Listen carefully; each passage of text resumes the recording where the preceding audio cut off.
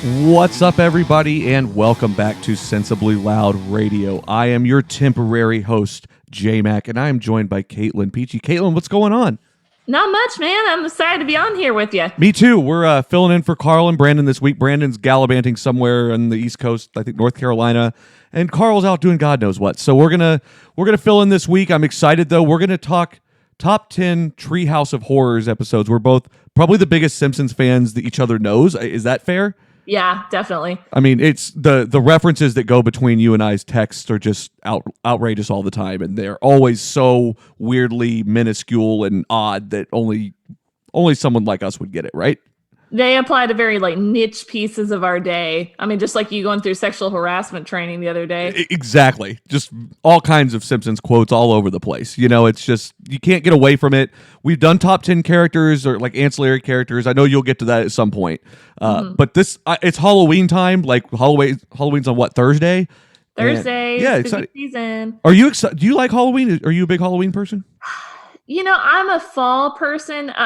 Okay, the full disclosure, growing up, I grew up in a very sheltered household, which you know because you grew up next to me. Right. So we weren't really allowed to super celebrate Halloween. Really? So, interesting. Yeah, I mean, we dress up and we go to the houses that we knew, and then we go to our church's carnival, but we didn't really put a whole lot of emphasis on it.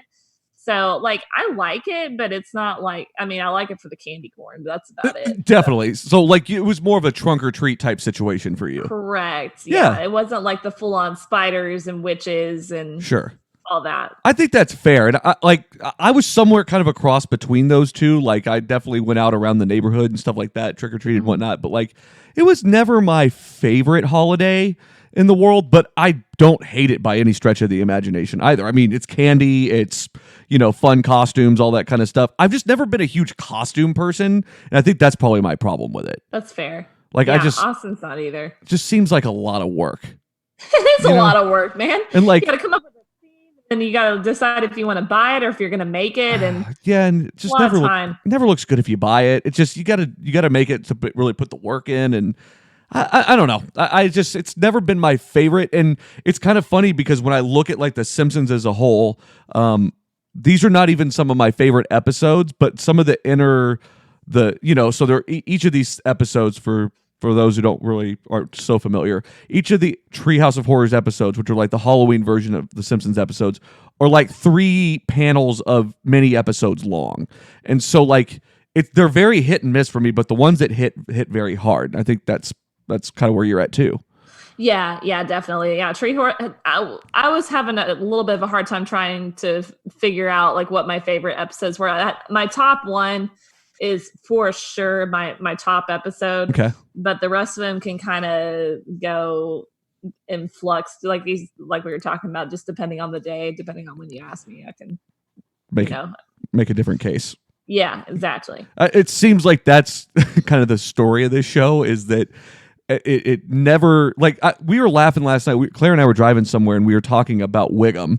We were talking about that damn thing that I sent you off of Instagram where it had a Pooh's feet sticking out of the squishy machine, and Wiggum sitting there drinking a squishy, and it's what? Drinking a squishy. Yeah, and it's oh, how long were you going to tell me, Lou, that he wasn't in there? We were just dying, and it's there's so many things like that where it's I love Wiggum because it's he's the epitome of what everybody thinks a cop is, but it doesn't pick on the obvious things. There's the donut eating and stuff like that, but it's just the incompetence level of the fact that he's the police chief.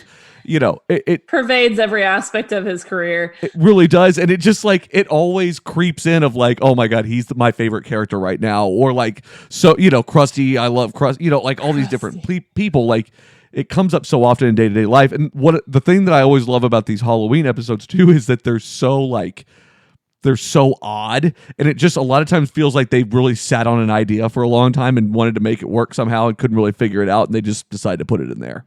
Yeah, I agree. Which there's nothing wrong with that because they do it well. They come up with some of the greatest ideas on that show, period. And while we don't necessarily appreciate, I think I speak for us both here, while we don't necessarily as much appreciate some of the newer episodes, I mean, it's just not the same, but it's still good writing. It's still well done. I mean, there's a reason it's still on the air. Yeah, they get creative with it. we'll get into this a little bit later on, but what's been interesting over the last couple of days watching some of the Treehouse of Horror episodes, which by the way, you probably know this, but FXS has like all of the Treehouse of Horror episodes going from now until Halloween. So I've been watching that a little bit and catching up. So like the later episodes are kind of fun in that like they very much speak to more recent pop culture, whereas I mean like the Simpsons episodes themselves back in the day they spoke to like 90s pop culture, and so like we can catch some of those references, but the newer ones for sure. So you're not in the cell phone era yet, and that changes a lot of how, like, it's weird for me to see like a consistent mobile phone type situation on The Simpsons, because it was just before that for me. Yeah. You know? Yeah, definitely. So I think it's kind of interesting because like they have a lot of creative latitude with the Treehouse of Horror episodes. Like you said, they can kind of get a little bit more creative with it, whereas they have to stick to more of like a distinct storyline with the regular episodes. Yeah. So I was listening to something the other day where Conan was talking about how because the first two seasons they didn't lead off with the Treehouse of Horrors episodes, but every other season they have now. Right. And Conan was talking about how like they made that switch, and that seemed like the obvious way to do it. And it's like, it does kind of seem that way. Makes sense. But yeah, so we're going to go through top 10 stuff, and I'm sure we'll kind of tangent off of there. Obviously, I'd imagine. So before we get there, what is your like sweet spot of this show? So like, when is your like, I know you go longer than I do, but like, what's your cutoff for like, The Simpsons was good, I watched it all the time, I've seen every one of these multiple times, versus like maybe I've seen them a few times here and there? I think probably season 12 is about where, like, after that I stopped. Like, I'll still watch them. Like, so I have all the DVD sets, and I don't know if the listeners know this or not, but like I watch The Simpsons every night to go to sleep. So I have every DVD set from season 1 to season 17, I believe, or 18. So once I start getting into 13 to 17, that's when it's like, oh yeah, I remember this one, this happened. Versus like I can sit there and quote the whole damn episode like on all the rest of them. Don't have to watch it. You can just listen and know. Right. Yeah. So I'm the same way. I own I own 1 through maybe 13, something like that. I don't have I didn't go quite as far as 17, and I don't know, like whenever like you start getting into some of the storylines on the show of like I always think back to like the episode whenever they keep getting hit by the gas and they end up in the leper, like Homer ends up in the leper colony and all that, and they just keep getting hit with the gas and all that stuff. Like that's about where it started to tail off for me. Yeah. So like probably right around that season 12, 13 era. So I forgot about that episode. And you can tell. Oh, go ahead. Oh no, I was just gonna say, see again. It's like, oh yeah, I forgot about that episode. You know? There's so many of them like that, and like part of that is because they took the writers off the show to write the Simpsons movie, and so like it like you can see where it gets pretty wild pretty quickly. But I think that for the thing that I appreciate the most about this show, and I've been over this before, and I'll let you plug in here too, but the thing that I've always appreciated the most about the show is its simplicity in itself, and like the wholesomeness that Homer's at the end of the day always a family man. He never really cheated on Marge. I mean, I don't know what happened in later seasons, but like he never cheated on Marge. He never broke some of those cardinal things that keep a family together, even though he did just some unbelievable crap. But like unbelievably stupid. But they always kept it within a good family dynamic. Like you always know that Homer is a family man. Always. Yes. It just, he doesn't always put that first and foremost, but he's always a family guy. It's like when he was fishing that one time when he was on the retreat with Marge. He's like, gotta be a good husband. Gotta be a good husband. Exactly. So, I mean, is that kind of, would you kind of articulate that same way? Like, is that kind of your feeling on it as well? Yeah. And I feel like that's part of what's kept it relevant for 30 years, you know? And I mean, like, it has such broad appeal. I like, I just got back from spending time with Austin's grandmother, and we were watching Treehouse of Horror over there, and she was cracking up. Yeah. So, I mean, like, it's just, that, like I said, broad appeal. That's what's kept it alive for so long. But and they're kind of timeless. A lot of them too, because like some of them make fun of like Frankenstein and different like movies and things like that are pop culture classics that people always go back to. Well, think back to like the King Kong episode with Marge as the heroine, and like, I mean, stuff like that, I mean, grandparents remember when that came out. Absolutely. So seeing that in cartoon form is kind of a hoot. It really is. It really is. So, all right. Well, that's kind of where we are on it. Let's jump in. We're going to start at 10 and we'll count down to 1. And I guess the main rule will be if you get to that episode first, then you get to talk about it. Okay. Is that fair? That's fair. Okay. So I'll let you start off with your number 10.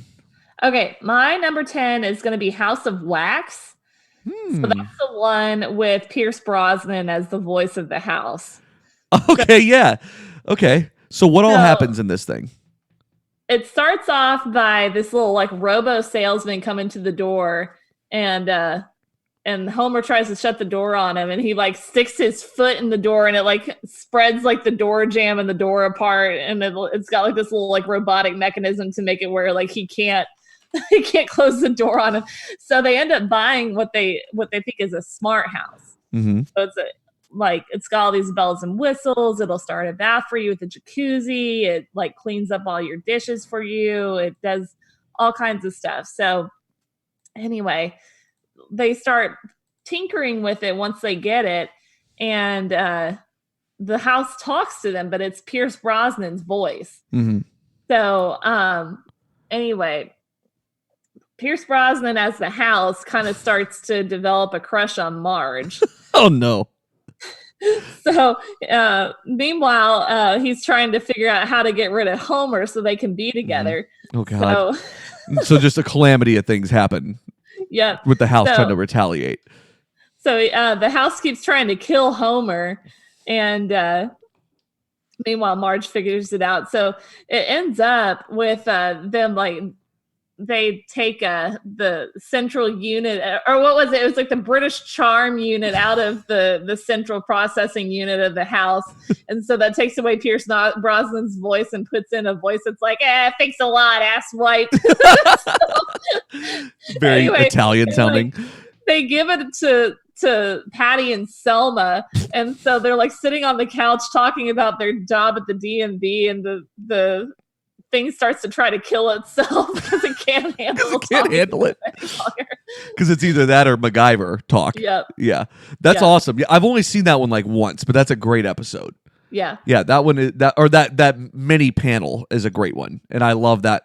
I love the way that they were able to incorporate like that movie Disney Smart House into a Simpsons episode is pretty much what happened there. Yes, it was great. What about you? All right, so my number 10 is called Starship Poopers. Oh yeah. And this is a classic Kang and Kodos situation. I love anything with Kang and Kodos. Me too. Yeah, and so essentially what ends up happening is Maggie sprouts her first tooth, and it's just one single fang in the front of her mouth. And they end up finding out that Marge was impregnated by Kang or Kodos, whichever one is, because they're brother and sister, but you don't ever know which one is what sex, and so, or which one's the brother or sister. So you never really know. And they basically, Maggie ends up sprouting like squid legs and like runs all over the house and is away from them. They go on Jerry Springer to work this out for some reason because, I mean, the people of Springfield on Jerry Springer just seems, I mean, that's pretty right on cue, isn't it? Yeah. Yeah. Pretty. And so they go on Jerry Springer to work it out, and Maggie flips out. Homer is just being one of those classic dads, like, well, she's not my kid, kind of thing. He's just really digging in, and it's just one of those that it doesn't really miss in any way, shape, or form because it has them all communally doing something together and trying to figure something out. So I love this episode, or this panel of this episode. Starship Poopers, that's my number 10. Fair enough. Okay. All right, so number 9. Okay, to full disclosure, I haven't watched this in a while. I just remember it.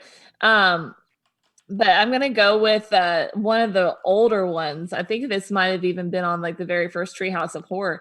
But the one where they do Edgar Allan Poe's The Raven. Hell yeah. Okay. Bart is the Raven. Yes. So he's moaning and groaning over losing Lenore, and so he has this picture of Lenore and it's Marge, and so it's Naturally. just like, yeah, he's speaking in prose, and then Bart comes in as the Raven. He just keeps saying nevermore, nevermore, Nevermore. just flying around, just antagonizing Homer, and so Homer's rhyming as he's like talking through the poem as it was written by Edgar Allan Poe, and they just made into an episode of The Simpsons, which seems pretty accurate because, I mean, you can just picture Homer trying to strangle this Raven like he strangles Bart. Of course. And this is outside of the episode where Lisa does the diorama and all that. That's a separate episode, right? Yes. Yeah, because that's the Tall Tale Heart they're talking about. Because Tall Tale Heart. Yeah, that was one. I think that was like that's just a regular episode. It wasn't a Treehouse of Horror. Yeah, I always get that one mixed up, but I love that episode too. And it could borderline be a Halloween episode because Lisa basically is trying to compete with the smart girl in class, and it could be. You know, I love the condescending dad who's like trying to make her do the anagram. She can't do it as quickly as he can. He's like, "Here, have a ball." So unbelievable. Yeah, no, this is a great episode. This I thought that the first few that they really hit on most of them, and I don't think this one was any different. I love the dynamic here. That's a great number 9 choice. All right. So my number 9 is called The Thing and I. Oh man, that's a great one. Yeah. So The Thing and I involves Hugo. Now Hugo, apparently you find out in this episode that Bart was born as a Siamese twin, and Dr. Hibbert plays a huge part in this role in this episode for some reason, and they split him apart and they make Hugo live up in the attic, and Homer takes fish heads up to Hugo every couple of days to feed him, which is just unbelievable. And of course they end up finding out that Hugo lives up there, and Hugo gets loose, and they go on this hunt to find Hugo. And at the end, the best part is the way they wrap this up so seamlessly, where Dr. Hibbert just happens to mention that the scar was on the left, and that they find out that Bart was not the evil twin and that it was Hugo. So then they just switch them and just put Bart up in the attic and just put Hugo down. Keep Hugo. Yeah. I think my favorite line from that episode is whenever Marge and Homer leave to go find Hugo because they know he's loose, and they come back and Lisa and Bart have already found him, and Homer's just like, "We found Hugo. He was boarding a plane to Switzerland." And oh. I sent you that the other day, and I'm glad I did, because it just, the way he catches himself, like, is just great. And the fact that they thought that he would have taken off for Switzerland and didn't do anything about it. What was he doing in Switzerland? I have no idea. There's just, all of it was unreal. But it's a very classic Homer kind of being clueless of the moment type situation. And, the fact that they realize that Bart's actually the evil one, and then the end is Hugo, just eating like fish heads at the table. And, fish heads. It's just so strange. It really is. He's taking his fish heads up to there. That was actually my number 8. So okay. That's a great segue. Okay. Well, that's perfect. Well, and the other thing is, I love that they had separated them and everything. And, they just seem so surprised. And Hugo has this big plan to put him and Bart back together. And he practices by sewing a pigeon and a rat together and calls it a pigeon rat. And it like flies into the wall, and then it tries to crawl into a hole and it can't. So many ridiculous things. So bad. So it's good. So that was your number 8 then? Yes. Okay. Yes. So then we're on to my number 8. Yep. So this feels low in the list, and tell me if you think it is. My number 8 is The Shinning. Okay. Yeah, that is way further down on my list. Okay. We could wait and talk about that one when we get to your list if you'd rather do that.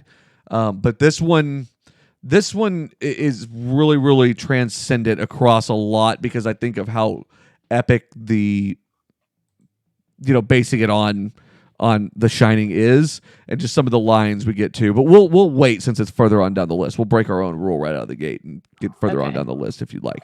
Okay, fair enough. Okay. So let's move on. Number 7. Number 7. My number 7 is Homer Cubed. Okay. Which is where he I don't know what he's doing, but he's fishing around behind the bookcase or something, and he reaches into the wall. Do you remember? Oh, yeah, I remember, because this is further down on my list, but that's okay. We can talk about it here. Okay. He's trying to get away from Patty and Selma coming over. That's what it was, yes. And so he, like, finds himself in, like, this three-dimensional, like, grid. He just goes through a wormhole. He's like, I'll take my chances on the other side. I'm out of here. Yeah. It's almost like that episode when he's with Ned Flanders at the cider factory. He's just like, you can stay, but I'm leaving. Exactly. Okay, good.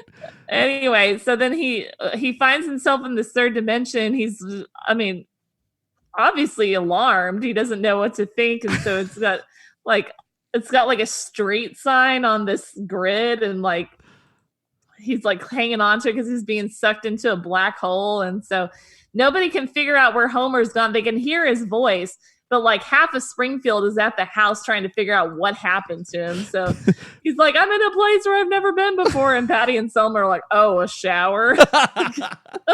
I'm somewhere where I don't know where I am. I'm somewhere where I don't know where I am. And Marge answers that question with, are you in the towel closet again? Like, so many things about that. The first, he doesn't recognize he's in a towel closet. The second, he's in a towel closet. Just all of that greatness. Yes.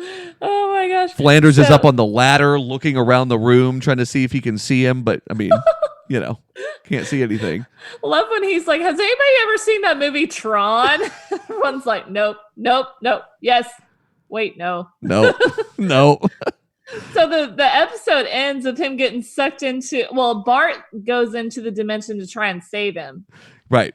So Homer gets sucked into this black hole and Bart can't save him. So I'm presuming that Bart somehow finds his way out of this dimension, and we don't know. It's kind of almost like this alternate Simpsons reality. Well, they tied a rope to Bart so they could pull him out. And Homer threw a cone, and that's what collapsed the whole world.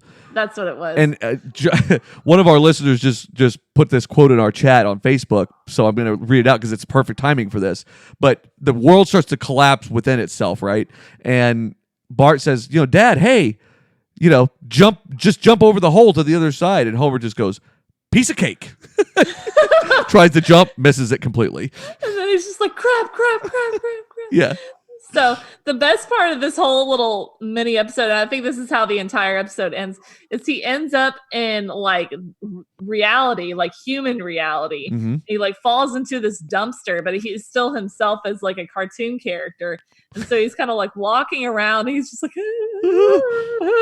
he's just like really, really creeped out. And then all of a sudden he looks to his right and he sees this bakery and he's just like, woo, erotic cakes. Yeah, it's an erotic cake factory. And then that's the end of the episode. Yeah. So like what? That's another one of those things where it feels like they wanted to put an erotic cake type situation into the episode. Couldn't figure out where to do it. Let's throw it here. Which they did eventually. In one of the later episodes, they had it to where Marge got duped into going and working for an erotic cake shop. So. That's a great one too. So I love this episode because I love that Wiggum is trying to help solve the case. Can't do it. Just not even close to it. I love that Homer is like, he's like, well, I need to make the most of this 3D world. And so he scratches his ass and burps as loud as he can. And that's a classic. And, the whole thing of them just trying to figure out what's going on. And like in this show, they fall into different dimensions and crap like that way more often than it even feels like. And this is exactly one of those situations. And they have it drawn out on the wall of the actual wormhole and everything. And an interesting factoid is that Homer actually landed in a dumpster in a town called Sherman Oaks, California, which is just outside of Los Angeles, which is just near where they write the show. So like interesting. I forget exactly how that's identified, but there's a way that that's identified somewhere in it's a sight gag or something like that.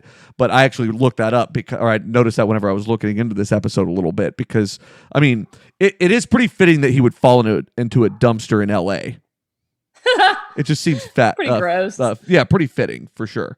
And he's just this like, and everybody's just kind of looking at him like, what the hell? Because he's still the 3D version of himself, but he just looks really freaked out and like, Oh my gosh. Truly. And then it just ends and you don't really know like what, there's no real resolution on it. Yep. All right. Yep. So that was your number 7, right? Correct. All right. So my number 7 is another great one. It is Nightmare Cafeteria. Oh yeah. Okay. So did that make your list at all? It did not. Okay. But I know which one you're talking about. So Nightmare Cafeteria is a great Skinner episode. Basically, Skinner decides that detention hall is becoming too overcrowded, and Lunch Lady Doris has been reduced to serving grade F meat in the cafeteria.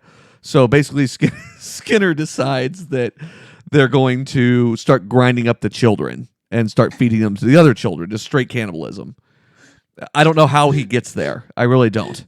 Doesn't he cook Uter and he calls it like Bratwurst Day or like German food day? Well, Jimbo goes first and then Uter's second, and then Uter fed the whole school for like a week. Even oh my gosh, poor Uter. Oh, Uter. Uter gets the shit kicked out of him consistently. But yeah, so everybody's running around. It basically gets into a situation where like Milhouse, Bart, and Lisa are the only kids left, and they fall into this giant food processor type thing, and Bart wakes up from a nightmare, and that's what ended up being the whole thing. But any of these with Skinner or Flanders are really, really good because they never really play the same character that they actually are. Yes. Like, say what you want to. Skinner would never have the balls to do anything like that. Correct, but he's kind of shifty. I mean, he's stolen an identity before, and he's true. Not exactly the most forthright cat either. So I don't know. That's fair. So I love this episode. It's a great one. That is a good one. I mean, looking back on it, that probably could have made my list and been like an honorable mention. I was surprised that wasn't on your list, to be honest. So I'm fascinated to know what the rest of yours is. Yeah, I got some other good ones on here. Okay. So my number 6, we'll call this one number 6. The Omega Man. Wait, aren't we on 7? Are we on 7? We're on 7. House of Wax, The Raven, Homer 3, Thing and I. Okay. Oh, and then we had one that matched. Okay. Oh, that's what it was. Okay, yeah. So are we on 7? Yeah, that was my 7. Okay. So what was 10, 9, 8, 7? I'm putting check marks next to the ones that I talked about. Yep, that's what we do here. I'm trying to remember where I'm at. Well, okay. It's hard to rank these too because while the clear number 1, they can all be moved around a lot. All right, let's just go ahead and talk about the Omega Man. Okay, yeah, sounds good. So the Omega Man is when there is a bomb that hits Springfield, and so Homer like hides somehow, not intentionally, but ends up in this like bomb shelter. Well, I'll set a little more context. Okay, so Quimby makes a frog joke that offends the French really badly for some reason. I forgot that. So that's what starts off the whole thing, which is a great subplot throughout this whole thing. And so everybody starts getting scared. Homer, quote unquote, builds a bomb shelter, which is a box that says USA that has a umbrella on top of it. And so they convince him he needs to go look at storage shelters like shelters, like bomb shelters. And so he goes to Herman's shop, that damn guy who runs the pawn shop with one arm. Shop. Yeah, that guy's so creepy. And he goes into one of those things and is like checking it out, reading the Gary Larson calendar for some reason. That's what it was. And eats a bunch of the supplies and then so on and so forth. So that's how he gets into there. MREs. Yeah. So he comes out and everybody's dead. The French bombed us is what happened. Do what? The French bombed him is what ended up happening. Yeah. The French bombed him. Everybody's dead. So except for Homer. So my favorite part of this episode is where I guess he's been wanting to do this for a while and he finally gets a chance to do it. So it cuts to him at the front of the church. He's naked except for his skivvies. And he's got War playing and he's just like, War, what is it good for? Just like dancing around like a maniac. And this is the one with the zombies, right? So yes. They all start coming back from the dead. Oh yeah. So then he starts getting chased by like Moe as a zombie and Flanders and all them. I'm trying to think of what ends up. Another great situation where Flanders isn't Flanders. He's a zombie and they're like, it's just a whole gang of them, like Wiggum's involved and everything. Yeah. So what ends up happening was that it turns out that they had so many layers of lead paint on their house that it basically turned the house into a bomb shelter. That's what it was. I think this is the one where like he gets out of the bomb shelter, to back up a little bit, and he's like, poor little Marge, yes. Little Bart, little Lisa, and the rest. Yeah. And they're all like playing baseball, and like and the rest is like Maggie and the cat and the dog. And the TV set. The TV set.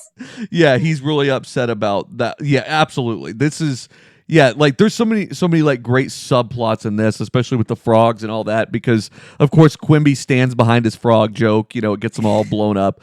And I also love whenever Homer comes up to the intersection and it's obviously Kirk who got absolutely nuked. Oh, yeah. And he's sitting there waiting on a they're stopped at a red green light, and Homer gets out and punches him in the head and his whole skull just disintegrates, and he's like, that'll show him. No idea what was happening at all. Homer Not goes even on the least bit concerned that he was a skeleton. No. And he's like hanging out of the side of the car. Like, it's so stupid. But it was very obviously Kirk Van Houten. Yes, very it obviously. was. Yeah, so this was on my list a little bit higher as well. So I'm glad we got to this one. This was a fantastic episode. It all kind of fell together perfectly. It really did. And anytime that Flanders isn't Flanders, anytime Flanders isn't Flanders, there's only one other direction to go, and it's absolute pure evil. Yep. And that's so funny. They do great at that. Okay, so with that in mind, I know which episode you're alluding to. Is that on your list? Yeah. The Omega one? No, the one where I think it's like the Devil and Homer Simpson. Is that on? Did that make your list? Oh, no, it did not actually. Okay, that's an honorable mention for me. Okay. But that's a perfect example of Flanders just going polar opposite and turning into the devil. So is that the one when they go on trial? Yes. Okay, yeah. So talk about this one a little bit, if you will. So Homer, like... He sells his soul for a donut, right? Yeah, he sold his soul for a donut. So, like, I think he wants a donut, and so Flanders is the devil, says, I'll give you a donut in return for your soul. So Homer, being the smartass that he is, thinks that he can eat all but like a tiny morsel of the donut, and therefore his soul won't belong to the devil, and then somehow he ends up eating it. So anyway, so then they go on trial for... Right, I'm missing a step there. Like before the trial, I mean, they go on trial. Lionel Hutz gets involved. Lionel Hutz is defending Homer. Homer. Yeah. So they go on trial with all these. It's like a jury of the damned, and it's like Lizzie Borden and a bunch of other like notorious creatures from history.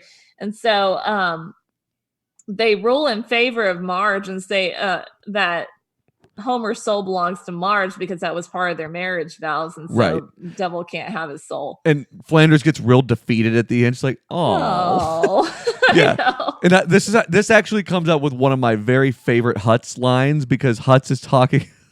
He gets up and he's always one for like grandstanding and pandering as a lawyer. He's perfect skeezy lawyer, and he was on my he was like I think one of my top 3 or 4 characters of all time on that show. But this is the episode where he gets up and he's like, Webster's defines a contract as unbreakable. Unbreakable. And then he just pauses for a minute and just goes, I gotta go to the bathroom. Just turns around and runs out. It's so weird. Well, they wait for a long time, and then Marge goes back in. She's like knocking on the door, and she's like, Mr. Hutz? Yeah, he's just gone. She opens the door, and the window's open. He's long gone. Yeah, he just always leaving those shisty lawyer type things, and he always thinks he somehow wins. And that one. So that did consider my list. I should have made a list of honorable mentions. That one was definitely up there, though. Yeah, it's a good one. It's a great episode. All right, so we're on 6 or 5. I think we're on 5. Okay. So, so I still have a 6. So, yeah, you have your 6. My next one is Attack of the 50-Foot Eyesores. Okay, that would also be on my honorable mention list. Okay. So this episode this panel, I keep saying episode, but we're just going with that. This episode was one of the very earlier ones that I always remember when I think about Treehouse of Horrors. And this is the one whenever Homer wants to go get a colossal donut from Lard Lad's Donuts, the big old kid who holds up the donut. I'm trying to think of what mascot that mimics. There's a mascot that's supposed to be mimicking, but I can't remember what it is. Oh, I have no idea. Yeah, I'd know it if I saw it. But anyway, realizes he can't get it, so he basically goes outside. There's a giant sign with a kid holding the donut up. Homer takes a chain, whips it around that donut, ties it to the bumper of his car, rips it down, and pulls it home with him. And it's really weird because so of course, like, it's a Halloween episode, so things get weird.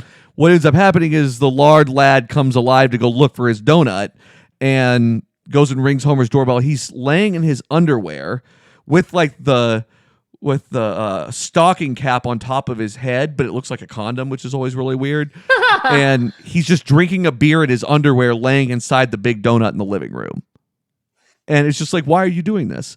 And so anyway, long story short, that big old mascot sign thing gets pissed off, and then all the other ones in town come alive, and they start just bashing and tearing up everything. Is that pretty utter accurate? Mayhem? Just absolute mayhem. And the one way to not let this happen is just to not pay attention to these things, and they all just die, which is a ridiculous thing. But I mean, it's totally a preposterous premise. It is, but they're also ads. They're advertisements, and if nobody pays attention to them, they die. So it kind of makes sense. That's a great point. Yeah, okay. it's never just thought of it like that. No, me neither. Until just recently, when I was like, it does make sense. It's like you said, it's completely preposterous, but it's a great premise. And so I love it whenever the lard lad rings the doorbell and is like, looking for the doorbell, or they'll tear up everything in the house or in the city, and he rings the doorbell at Homer's house, just ding dong, and you can hear him like marching giant in. Eye. Yeah, and he's like leaning down. Flanders has it, and so he goes over there and tears off the roof of Flanders' house, then ding dong again, and Homer opens the door. He's like, "What?" Just so irritated, and you see Flanders run through the background. "Help me, Lord!" It's so great every time. But yeah, so that's the mascot one when they all come alive. That's one of the very first ones I always think of. It's a great one. Attack of the 50-Foot Eyesores. Number 6 for me. Okay. Number 5 for me is Clown Without Pity. Ooh. Okay, this was in my honorable mentions. Okay. So this is the one, oh gosh, this is just such a classic episode. I feel like I see this all the time. Maybe it's just because it's this time of the year and I follow a lot of Simpsons accounts. But so this is when it's Bart's birthday, I believe. And Homer is trying to find a present for Bart. And he knows that Bart loves Krusty. So he goes to find him a Krusty doll, but he finds it at this really creepy, like enchanted... like a tent or something? Voodoo tent. Yeah. Some gypsy type situation. Yeah, gypsy type situation is a great way to describe it because it's got like shrunken heads and all kinds of bullshit. So he buys this clown, and the shopkeeper is like, okay, but beware, the clown is cursed. And but it comes with a free Frogurt. So Homer's like, well, that's good. It's like, but something like it keeps going back and forth, and it's like the top, you get your choice of topping. The toppings contain potassium benzoate, and the Homer just kind of pauses. And the guy goes, "That's bad." Homer's like, "Can I go now?" So he comes home with the doll, and Grandpa somehow knows that the clown is evil, and he warns them that the clown's evil, and they all just brush him off because he's Grandpa. And so, anyway, Bart loves it. Everything's going great. Next thing you know, Homer's taking a bath, and then the clown comes in. He's like trying to kill him. So, or no, was that before that?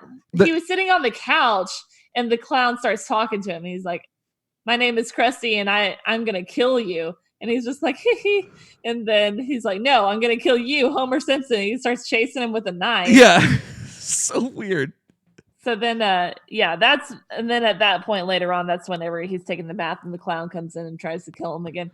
So he runs through the house. And he's like, Marge, the clown's trying to kill me, and the toaster's been laughing at me. So anyway, so they call I didn't even know that this thing existed, but they call like a doll technician out to the house. Yeah, no, that's not a thing. Yeah. And they're like, oh, yep, sure enough, you got this thing set to evil. So he like flips the switch on Krusty's back, and then he becomes good again. And that resolves it. And then he just like goes and lives with Malibu Stacy. Yeah. Like, why does that happen? Like, what? Like, it had one of the most preposterous endings I've seen, where it wrapped into just like, oh, this was what was wrong, and that was it. It was very almost unlike these Halloween episodes. Yeah, it seemed almost just a little bit haphazard, but yeah. Anyway, it's a great one. Without Pity, number 5. Okay, that's an earlier one too. That's like the third one or something like that, isn't it? Yeah, it's like season 3 or 4. I can't remember which one. Okay. I'm almost certain this is going to be on your list. So this comes from the 5th one, and this one is called Time and Punishment. Yes. Is this on your list? Yes, it is. Okay. Do we want to wait till we get to your list to talk about this? We can, sure. Okay. We can talk about that in the shinning. Let's do that. Okay. All right. So number 4 for me, I gotta go with Nightmare on Evergreen Terrace. Okay. This was an honorable mention for me. Okay, interesting. I thought this would have been on your list. So this is where groundskeeper Willie starts haunting the children in their dreams. Yes. So it all starts with a PTA meeting in the middle of March, which is like a made-up month. Because they ordered the wrong calendars, right? Isn't that what it was? Yeah. Yeah. So Homer's like walking into the meeting. He's like, lousy March weather. So anyway, they're sitting there having a discussion about like what the kids are being served for lunch. And like Homer starts cranking up the temperature. Meanwhile, Willie is getting absolutely boiled to death. And so he catches on fire, I guess because he's near like the furnace for the school. But Homer ignored the thermostat to begin with and said, "Don't touch Willie," like a hyphen Willie. And he reads it as "Don't touch Willie." And then he just goes, "Good advice." Yeah. And cranks it up anyway. So Willie starts boiling and he starts and he catches on fire. And so he's running around. He comes into the classroom. They're still, and like Kirk Van Houten's like sitting there talking about how he doesn't like the idea of Milhouse having spaghetti twice in a row on one day. Like he's the most responsible parent out there. Right? Seriously, it's like, where do you get the ass? So anyway, so he's just sitting there like in flames, and then he finally like burns up, and he said, "I'm gonna haunt your children where they can least defend themselves in their dreams." And so then he like disintegrates into ash, and then like cleans himself up with like a broom and dustpan somehow.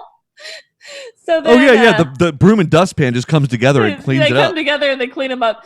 So he starts haunting Bart in his dreams, and like he shows up as like a Freddy Krueger type character, and he just kind of manifests in a bunch of different ways. So like finally Bart gets so freaked out that he gets Lisa involved. So Lisa, it's almost like this Inception type storyline, right? So Lisa joins him in his dream, and they fight back against groundskeeper Willie. So he like turns into like a tractor mower, and he turns into like a spider that's made of bagpipes. Yep. It's like all this stuff. So he gets them wrapped up in his clutches or in his grasp whenever he's the bagpipe spider. And it's almost curtains for Bart and Lisa, because if you die in your dream, you die in real life. Right. So anyway, Maggie somehow makes her way into the dream, and she's the one that saves them both, because she takes her pacifier and sticks it in like his blowhole, and then he just explodes, and then they wake up. Yeah, that's the way that it all like kind of culminates with him just exploding like the bagpipes is just amazing. Yeah, he gets stuck in the sandbox as the tractor. Yeah, there's all kinds of stuff. This is a great one. I like this episode. I've never been the biggest Willie guy, and I think that's where I differ on this one a bit from you. Is just I get his humor. He is really funny, but he's not on my list. That's fair. Of top ones. All right, so I think this is a perfect place to take a quick break and read the ad real quick. So we're going to do that. Today's show is brought to you by Audible. Audible is offering our listeners a free audiobook with a 30-day trial membership. Just go to audibletrial.com/SLM. There you can browse the unmatched selection of audio programs, download a title free, and get started listening. It's that easy. Just go to audibletrial.com/SLM. All right. I guess I'm next on the list, huh? Yep. All right. So my number 4 is where we're at, is Citizen Kang. Oh, okay, great. Yeah. Is this on your list? Too. Okay. Citizen Kang, since we're getting closer to the end, we'll just talk about it now. Yeah. Citizen Kang is one of my favorite episodes of this show, or like one of my favorite series of things that happens on this show ever, and it has only gotten more and more relevant with time. And this is where you really learn a lot more about Kang and Kodos. So, throw it back. Homer is out fishing for some reason and gets abducted by Kang and Kodos. And basically they discover that they want him to point him towards the Earth's leader. Well, they're in the middle of an election cycle that's between Bill Clinton or Bob Dole. And they essentially kidnap both of them, put them in these like suspended animation tube things, which just like they're completely naked, but it blocks their crotch perfectly, like just like it would on this show. And they basically assume their form through what they call bioduplication. And so they assume they're like bodies. And so it's basically the aliens inside of Bob Dole and Bill Clinton. And they're walking around town, like things are starting to get really like confusing because they're holding hands as candidates and they're like, making speeches. And this is one of my favorite things where you get, it was Bill Clinton, or it was Bob Dole up there speaking and they're like, abortions for all. And everybody's like, boo. And he's like, abortions for none. Boo. And then finally he ends up on, he's like, well, abortions for some, little red American flags for the rest of it. Everybody's like, yay! Like that. Of course, it's just that middle politics thing. It has a great way of intermixing just sleazy ass fucking politics into The Simpsons. Yeah. And, you get into this situation where basically they basically figure out what's going on. They don't have a third like candidate to vote for. It's got to be one or the other. And of course they're like, oh, well, what if we just vote for a third party candidate? And they're like, and throw your vote away? Go for it. Like which is so true. It's just so true. And there's another quote I love. I'm pulling it up here. Is there anything you want to add to this episode? No, I love whenever Bob Dole's being taken up into the spaceship and you just hear him go, oh, Bob Dole done like this. Yes. Referring to himself in third person like he used to. He used to do that all the time. And like there's a point. So the quote that I wanted to pull up there, and Carl loves this quote too, but they're basically, this is Kodos, who is Bill Clinton. They're basically given like the political speeches during the debate. And then Bill Clinton starts it off with, my fellow Americans, as a young boy, I dreamed of being a baseball. But tonight I say we must move forward, not backwards, upwards, not forward, and always twirling, twirling, twirling towards freedom.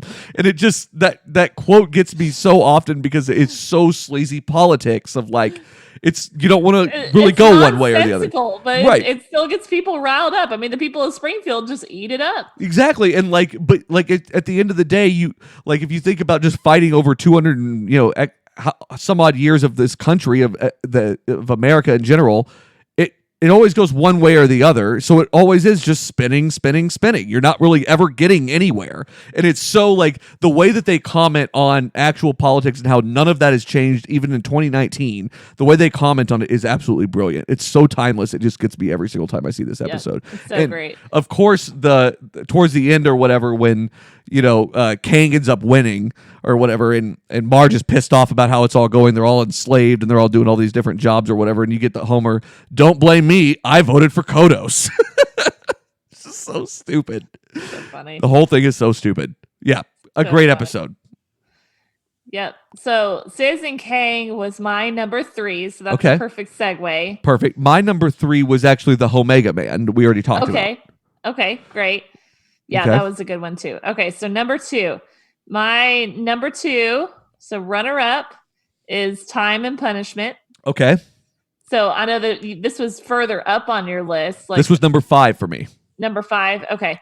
So this is the one where the toaster serves as like a portal for Homer to go into alternate realities. Well, he breaks the toaster by putting his hand in it twice. Oh my gosh, that is the funniest scene. It is up there as one of my favorite Homer scenes because he's just like running around and it's just like he finally like gets his hand out of the toaster and he's like, oh, oh. And then Lisa's like, Dad, your hand's back in the toaster.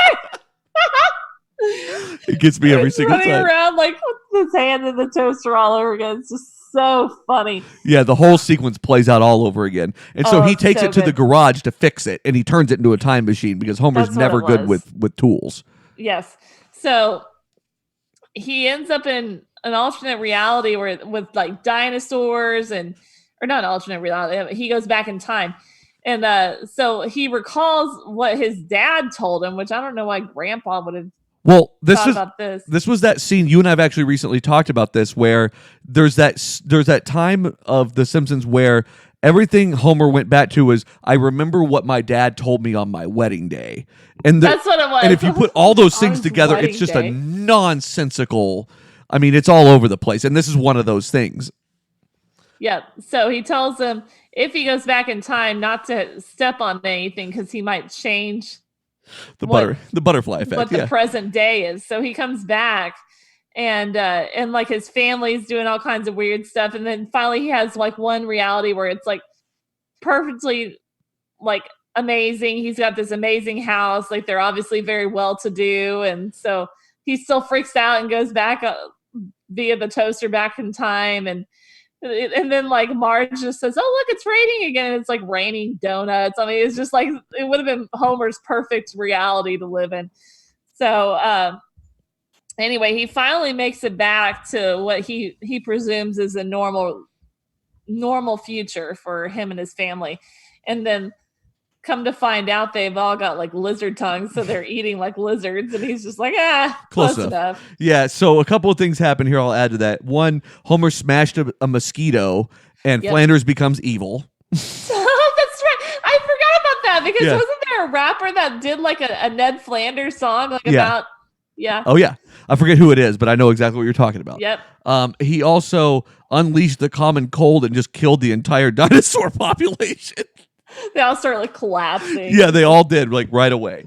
But yeah, I love that he gets to the end or whatever, and it's like, close enough. But every time he hits the toaster, it takes him back somewhere, and then he hits it again, and it takes him back.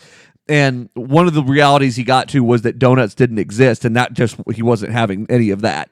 And then another one was the donuts raining. Or maybe that was the same one where it was raining donuts. Okay. Because they just didn't realize that rain was donuts. Right, which is just unbelievable. Silly. And so and then he decided on the end, well, the amphibian tongues. That's close enough. Yeah, that's a good placement. I had it number 5, but I could definitely I could make the case for it easily. Fair enough. Okay, so now we're on to our ultimate number 1 favorite Treehouse of Horror segment of all time. Wow. Okay, so this one, I know where you're at here. I already know. I don't think you're going to know where I'm at, but you're going to love where I'm at. No idea. Okay, so you go ahead. So my favorite is The Shinning. Okay. The Shinning is great. That was number 8 on my list. So, of course, it's a play on The Shining. So, do you want to get sued? You want to get sued? That's so great. So, the Simpsons go on a trip to where they stay at this gigantic mansion that's owned by Mr. Burns, and it's haunted, and they've got like the elevator with the blood, and the blood gets off at the 3rd floor. Exactly. So Homer slowly starts his descent into madness, and this is where like he's got like Mo is a ghost, and he's talking to Mo, and they take away TV and beer. They take away TV and beer, and so that's what precipitates this descent into madness. Right, they want him to work harder for some reason, so they take away the TV and the beer. Yep. Which is Homer's just absolute kryptonite. So Marge finds Homer like down in the dungeon at some point. He's got and like the lightning flashes, and you can see that he's written all over the wall that like no TV and no beer make Homer go crazy. Yeah. So he starts just chasing Marge and just acting like a absolute lunatic and trying to kill the family. And what happens from there? Because I know that he ends up in the snow. Right. And so Willie can read Bart's thoughts for some reason. And that's right. And so Bart's trying to send for help, and that's kind of what precipitates them getting out of this. And then he ends up with like a little mini like TV radio, which cracks me up because I had one of these whenever I was growing up. Just like the ones that like the TVs that were like a radio where you had to like tune it to a certain frequency in order to get it to work. So he ends up with one of those, and he's just like anger fading, rising, fading. Yeah, as the battery starts to flicker a little bit. Yep. And so then like they keep watching it out there in the snow with him, and it's like coming up next on the Tony Awards, and he's like Urge to Kill Rising. Yes. So that's pretty much the long and short of that episode. It's a perfect one. It really is. It's well done. It touches on the right, like, because Mr. Burns is the perfect person to own like a big mansion and the out there like that and everything. And every bit of that is fantastic. So I like that. Like I said, that was a little bit later on my list, but still a good episode. I don't know that I told you my number 2. My number 2 was the Homer Cubed one where he goes into the alternate reality. Okay. Sorry. We just totally skipped. No worries. But we had already talked about it, so it's not a huge deal. Okay. All right. So my number 1 is called Fly versus Fly. Okay. So what happens is several things in this episode, and this is quintessential a great Homer episode, but Homer goes to a garage sale and it's Professor Franks and buys a matter transporter. And it's literally just this one like porta potty looking thing you walk into and it puts you out on the other side. And Homer tries to make a deal for him and he's like, oh, $5 and it only transports matter. He's like, I'll give you 35 cents. And he's like, sold. And so what ends up happening is Homer's using it all over the house for just ridiculous things. Like he doesn't want to go up and down the stairs. And so he's trying to show the family how it works. He's like, it used to be that, climbing the stairs was a chore, but not anymore. And he walks through that thing and his ass is on fire when he comes out. He's good night, losers, kind of thing. Just real proud of himself. And then he also uses it to reach through he puts one in front of the refrigerator and one next to the couch so he can just reach through and grab a beer. And he accidentally drinks the cat's ear medicine, which is exactly like a beer can, which is very much like Homer not to look at the can of something he's about to drink. That's just not surprising. But of course he thinks it's good when he drinks it. So, whatever. It's disgusting. But what ends up happening is Bart pushes the dog and the cat into it at the same time. And so what you end up having is a cat-dog situation come out where you have the cat and the dog combined into one body, and then you have another pet that's like the asses of it. Just the tails. Yeah. Yep. And he's like, oh, you can be Lisa's. And it makes no sense whatsoever. And so basically Bart decides that he's going to go in there because it commingled their DNA is what ends up happening. And Bart goes in there with a fly and comes out half person, half fly. And so you have this body of Bart running around with like a fly head on it that's just like an absolute savage. Acts like a fly. Yeah, and then you've got Bart, who's this tiny little fly that's just like a fly with Bart's head on it. And, he's trying to get their attention. He flies into Lisa's saxophone so she can see, the outline of his head because his head's so specific. And, they end up like having to treat the normal fly as Bart for a while. And they end up able to get him back in there and get him, pushed back through, and they basically swap DNA again. But Homer just freaks out on Bart, and he's like, I spent 35 cents on this, and, strangles him and does the whole thing. Just from start to finish, everything about this episode is absolutely fantastic. Great choice. Was that on your honorable mentions or anything? It's on my honorable mention. Okay. That's a good one. Okay, and so the last thing that we did here to wrap everything up is we did our favorite overall just episode of all 3 panels being our favorite one. So I'll let you go with that one. Okay. I liked this episode. I don't know that it's like my absolute favorite overall, but I think that it's interesting. So this season, like this current season, Treehouse of Horror turned 30. So, as y'all know, they didn't start out doing Treehouse of Horror with the first season. So it started out on the second. So we're in our 31st season of Simpsons. It's the 30th Treehouse of Horror. But it also happens to be the 666th episode. Oh my God. How serendipitous. How could you not? Yeah. So this episode has a segment where they make a parody of Stranger Things. And it's actually pretty good. Okay. I haven't seen this one. I'm going to have to go back and watch this. Yeah, it's on Hulu. Okay. So I'll get back to you this week about it. But Milhouse is the one that gets taken out of their group of friends. Of course he is. Of course he is. Poor Milhouse. So Kirk is the one that sets up the lights with like the alphabet and tries to communicate with Milhouse. And so Lisa ends up going and saving him from the upside down. But yeah, definitely worth a watch. Not on par with some of the ones that we've listed, but still really funny. Still pretty funny. I just like how perfect it was that it's the 30th year and it's the 666th episode for Treehouse of Horror. Did they do was that just like a full episode or was that like a 3-panel? It was a 3-panel. I can't remember what the other 2 were. That's fine. But they were pretty good. So my favorite overall it's Treehouse Horror's number 8. And it includes Omega Man, which we already talked about. It includes Fly versus Fly, which we already talked about. And then the last one, which this was actually kind of an honorable mention for me too, is called Easy Bake Coven.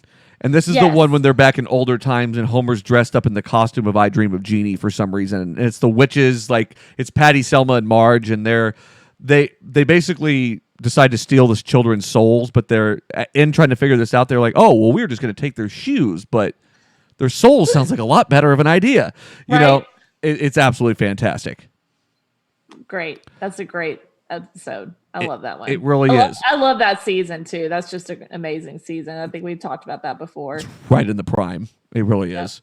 Yeah, definitely. All right. Well, that is the top 10 Treehouse of Horrors. That was awesome. It's been a lot of fun having you on. How's everything going on Just Peachy? You guys have been rocking and rolling all season. Yeah, everything's great. Yeah, I know that Claire's watching Southern Charm right now, which is great. So we can maybe give an update on that content here for too long. But yeah, just rolling with more Real Housewives drama, and we'll have more to report on this upcoming week. Good. Make sure you guys check that out. Like I said, it's called Just Peachy. It's our entertainment podcast. Caitlin and Claire do it. It's a lot of fun. I love listening to your guys' show. I have no idea what you're talking about 3/4 of the time, but I love listening to it. So I'll take it. You guys do a great job. So we want to remind everyone to follow us on social media. That's at Sensibly Loud Media on Facebook and at Sensibly Loud on Twitter and on Instagram. We also want to remind everyone to give us a call. That number is 972-885-9361. We want to hear what you guys want us to talk about. Brandon and Carl will be back next week to do their usual thing to break down movies and TV and all that kind of stuff. Brandon's going to have some cool stuff from his trip. And Caitlin, thanks a lot for coming on. We'll see everybody next week. Bye.